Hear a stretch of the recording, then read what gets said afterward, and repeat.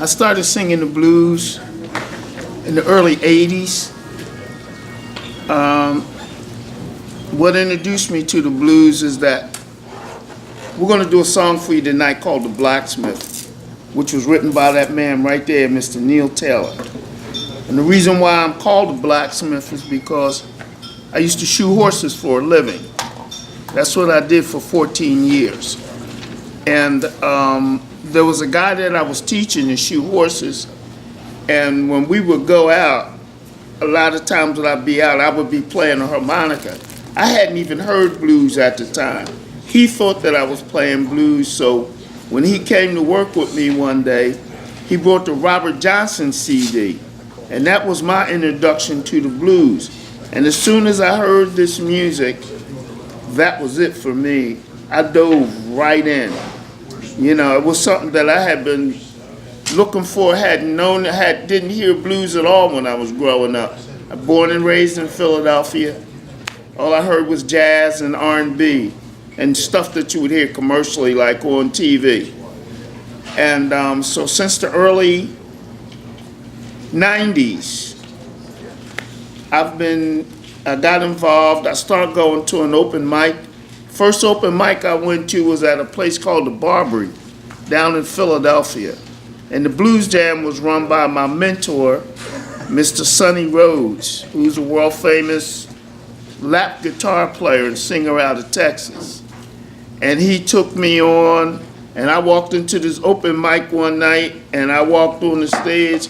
I told him that I was a harmonica player. I didn't know that you needed different harmonicas for different keys or any of that kind of stuff. And I went up and I tried to play harmonica, and that didn't work. So I sang a little bit. And the only blues song that I knew was Stormy Monday. And I didn't know all the words to that song. And I started singing Stormy Monday, and that was the beginning of my whole thing coming into blues at the Barbary with Stormy Monday under Sonny Rhodes. Sonny Rhodes took me under his wing. I learned more songs. He taught me a little bit about how to perform, and that was it. I started writing songs, and eventually I ended up with a band. I started out with just in a duo with a guitar player by the name of George Morris. He was from Medford, New Jersey. We were called George and George. And then there was another band that I got together out of the Barbary. The name of the band was Group Therapy. And that was my first band, and that's exactly what it was, Group Therapy. The Hole in the Wall is a song that I wrote basically about myself, but it's a very, very symbolic song. In my lifetime, all I've ever wanted to be in my life is a cowboy and a singer, born and raised in Philadelphia. And for most of my life, I looked for those two things.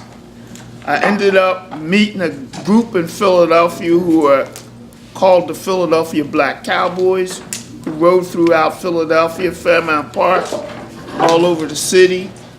And I remember having dreams as a child about horses. I was 21 years old before I ended up buying a horse, I think it was. And let me keep this story together.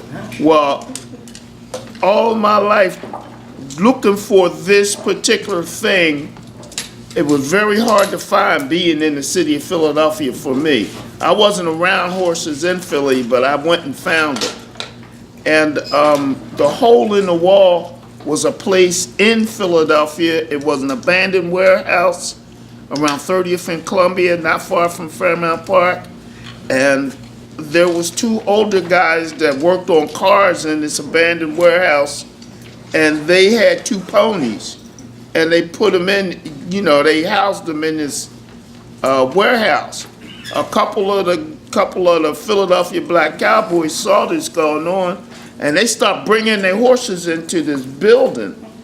And eventually we ended up renting a bulldozer, cleaned out the whole building, you know, the grounds around the building, built stalls, plugged up the electricity, turned on the water. We had over 100 horses housed in that warehouse. And the name of it was The Hole in the Wall. And I kept a horse of mine in this hole in the wall. And the title of the song and the place was the perfect name for the hole in the wall. And this was my particular hole in the wall, being with these Cowboys in Philadelphia.